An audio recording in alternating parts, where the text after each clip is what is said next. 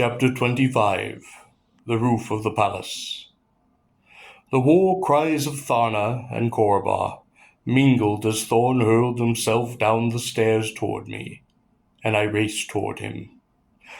Both of us cast our spears at the same instant, and the two weapons passed one another like tawny blurs of lightning. Both of us had in casting our weapon inclined our shields in such a way as to lessen the impact of a direct hit. Both of us cast well, and the jolt of the massive missile thundering on my shield spun me half about. The bronze head of the spear had cut through the brass loops upon the shield, and pierced the 7 hardened concentric layers of bosk hide which formed it. The shield, so encumbered, was now useless. Hardly had my shield been penetrated when my sword leaped from its sheath, slashing through the shoulder straps of the shield, cutting it away from my arm. Only an instant after myself, Thorn's shield, too, was flung to the stones of the chamber floor. My spear had been driven a yard through it, and the head had passed over his left shoulder as he had crouched behind it. His sword, too, was free of its sheath, and he rushed on one another like laurels in the voltaille, our weapons meeting with a sharp, free clash of sound. Trembling brilliant ring of well-tempered blades, each tone ringing in that clear, glittering music of sword-play. Seemingly almost impassive, the golden-robed figure upon the throne watched the 2 warriors moving backward and forward before her, one clad in the blue helmet and gray tunic of Tharna, the other in the universal scarlet of the Gorean caste of warrior. Our reflections fought one another in the shimmering surface of the great golden mask behind the throne. Our wild shadows, like misformed giants, locked in a combat against the lofty walls of that torchlit chamber. Then there was but one reflection, and but one gigantic, grotesque shadow cast upon the walls of the chamber of the golden mask. Thorn lay at my feet. I kicked the sword from the hand, turning the body with my foot. Its chest shook under the stained tunic. Its mouth bit at the air as if trying to catch it as it escaped its throat, and its head rolled sideways upon the stones. "You fought well," I said. "I have won," he said, the words spit out in a sort of whisper, a contorted grin upon his face, and I wondered what he might mean. I stepped back from the body and looked at the woman upon the throne. Slowly, numbly, she descended the throne step by step, and then to my amazement she fell to her knees beside Thorn, lowered her head to his bloody chest, and wept. I wiped the blood on my tunic, replacing it in its sheath. "I am sorry," I said. The figure seemed not to hear me. I stepped back to leave her with her grief. I could hear the sounds of approaching men in the corridor. It was the soldiers and the rebels, and the halls of the palace, echoing the anthem of the ploughing song. The girl lifted her head, and the golden mask faced me. I had not known that a woman such as Dorna the Proud could have cared for a man, and the voice for the first time spoke through the mask. "Thorn," she said, "has defeated you." "I think not," I said, wondering. "And you, Dorna the Proud, are now my prisoner." A mirthless laugh sounded through the mask, and the hands in their gloves of gold took the mask, and to my astonishment removed it. At the side of Thorn knelt not Dorna the Proud, but the girl Vera of Korba, who had been his slave.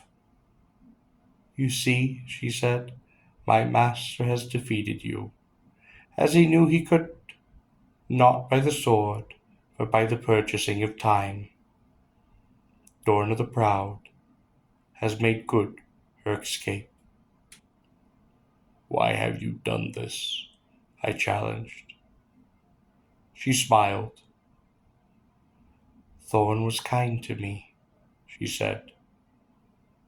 You are now free. Once again her head fell to the stained chest of the captain of Tharna, and her body shook with sobs. At that moment into the room burst the soldiers and rebels, Karn and Lara in the lead. Pointed to the girl on the floor. Do not harm her, I commanded.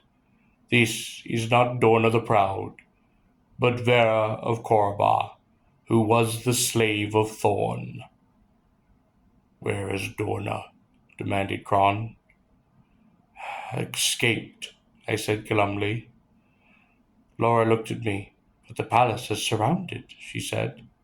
The roof, I cried, remembering the Tarns. Quick! Laura raced ahead of me, and I followed as she led the way to the roof of the palace. Through the darkened hallways she sped, with the familiarity of our long acquaintance, and at last we reached a spiral stairwell. Here, she cried. I thrust her behind me, and my hand upon the wall, climbed those dark stairs as rapidly as I could. At the top of the stairs I pressed against a trap, flinging it open, and outside I could see the bright blue rectangle of that open sky, the light blinding me for a moment. I caught the scent of a large furred animal, and the odor of tarn spore.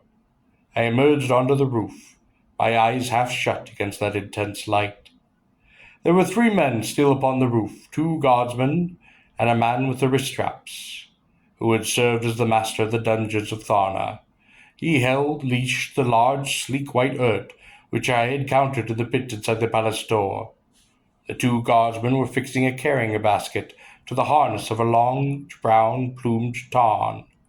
The reins of the tarn were fixed to a ring in the front of the basket, and inside that basket was a woman, whose carriage and figure I knew to be that of Dorna the Proud, though she now wore only a simple silver mask of Tharna.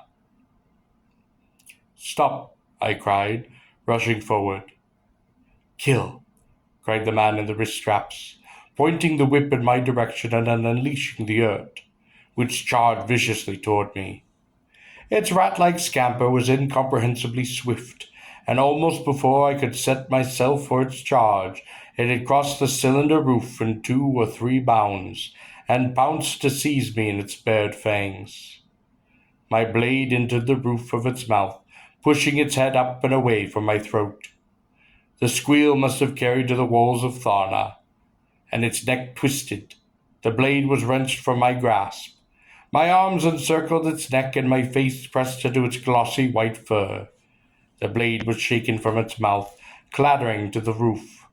I clung to the neck to avoid those snapping jaws, those 3 rows of sharp, frenzied, white, lacerating teeth that sought to bury themselves within my flesh. It rolled on the roof, trying to tear me from its neck. It leaped and it bounded, it twisted, it shook, and the men with the wrist straps had picked up the sword, and with this and his whip he circled us, waiting for an opportunity to strike me. I tried to keep turning the animal as well as I could. Tried to keep its scrambling body between myself and the man with the wrist straps. Blood from the animal's mouth ran down its fur and my arm, and I could feel it splattering upon the side of my face and upon my hair. Then I turned so that it was my body that was exposed to the blow of the sword carried by the man in the wrist straps. I heard his grunt of satisfaction as he rushed forward, and an instant before I knew the blade must fall, I released my grip upon the animal's neck and slipped under its belly. It reached for me with a whip-like motion of its furred neck, and I felt the long, sharp white teeth break my arm. But at the same time I heard another squeal of pain, and the grunt of horror from the man in the wrist straps. I rolled from under the animal, turned to see it facing the man with the wrist straps. One ear had been slashed away from its head, and the fur on its left side was soaked with spurting blood. It now had its eyes fixed on the man with the sword, he who had struck the next blow. I heard his terrified command, the feeble cracking of that whip held in an arm almost paralyzed with fear, his abrupt, almost noiseless scream, and the earth was over him, its haunches high, its shoulders almost level with the roof, gnawing. I shook the sight from my eyes and turned to the others upon the roof. The carrying basket had been attached, and the woman stood in it, reins in her hands. The impassive silver mask was fastened upon me, and I sensed that the dark eyes behind it blazed with an indescribable hatred. Her voice spoke to the two guardsmen. Destroy him. I had no weapons. To my surprise, the men did not raise their arms against me, and one of them even responded to her. You choose to abandon your city. Henceforth you have no city, for you have chosen to forsake it. Insolent beast, she screamed at him. She ordered the other warrior to slay the first. You no longer rule in Thana, said the other warrior simply. Simple beast, she screamed. Were you to stay and die at the foot of the throne, we would follow you and die by your side, said the first warrior. That is true, said the second. Stay as a Tatrix, and our swords are bound in your service. Flee as a slave, and you give up your right to command our metals. Foolish beasts, she cried. Dorna the Proud looked at me, those yards across the roof.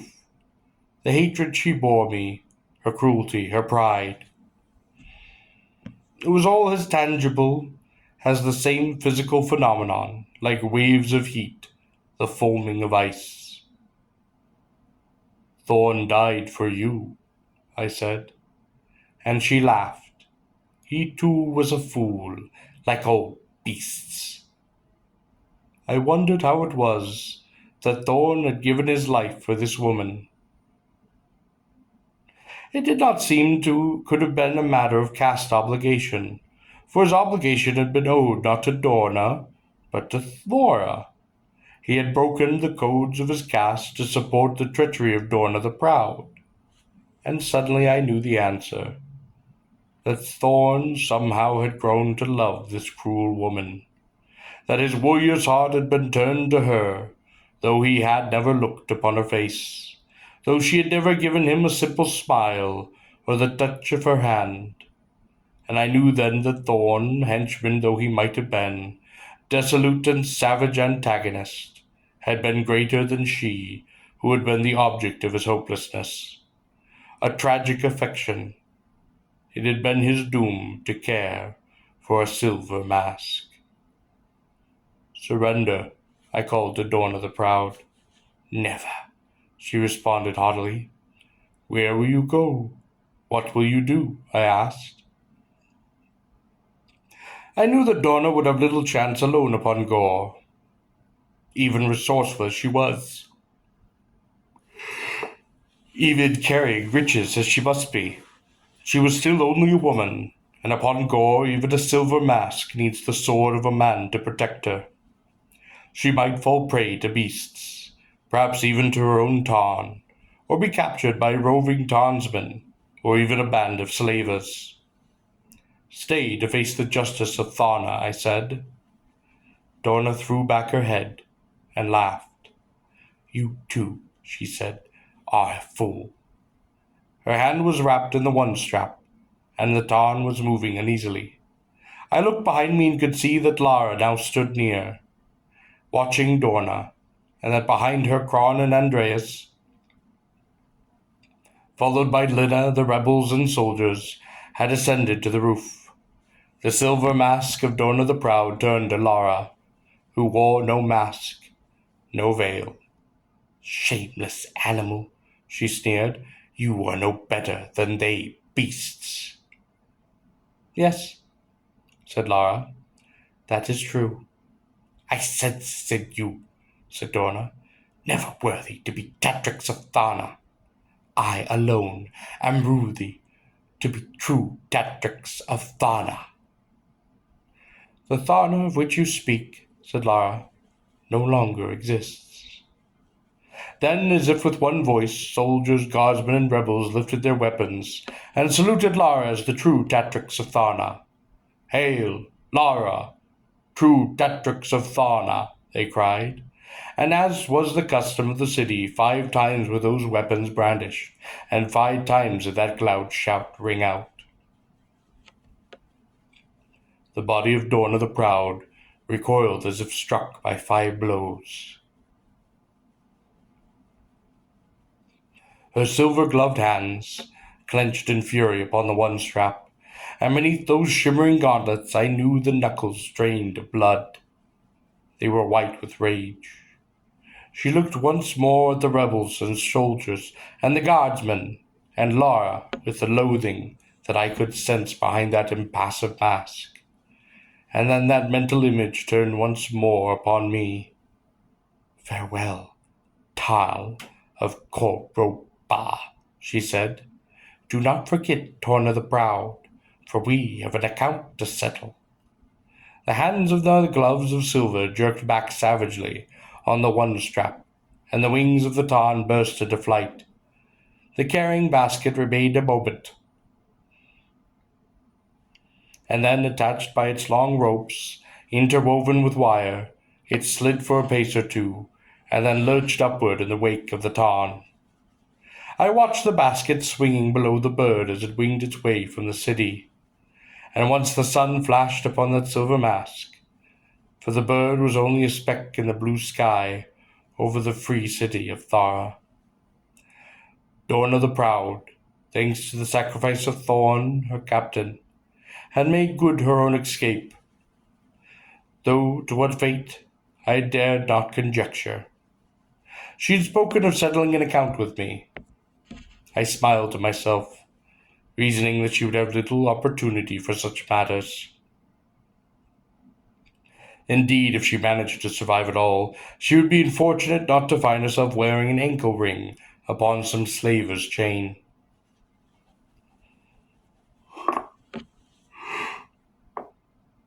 Perhaps she would find herself confined within the walls of some warrior's pleasure garden, to be dressed in the silk of his choosing, to have bells locked upon her ankles, and to know no other than his. Perhaps she would have purchased by the master of Paga Tavern, or even of a lowly Calda shop, to dance for and to serve in pleasure as customers.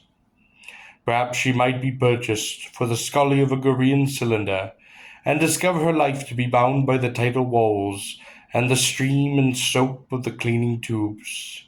She would be given a mat of damp straw and a kamisk, leaving from the tables of the dining rooms above, and lashing if she would dare to leave the room or shirk her work.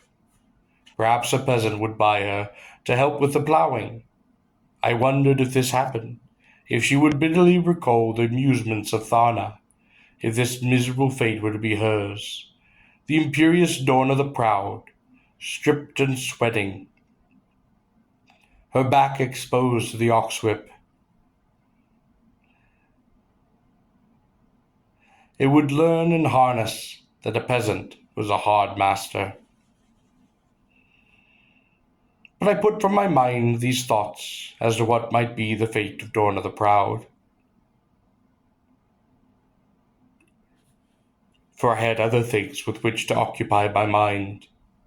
Indeed, I myself had business to attend to, an account to settle. Only my affairs would lead me to the Cedar Mountains, for the business to which I must attend was the business of the priest-kings of Gor.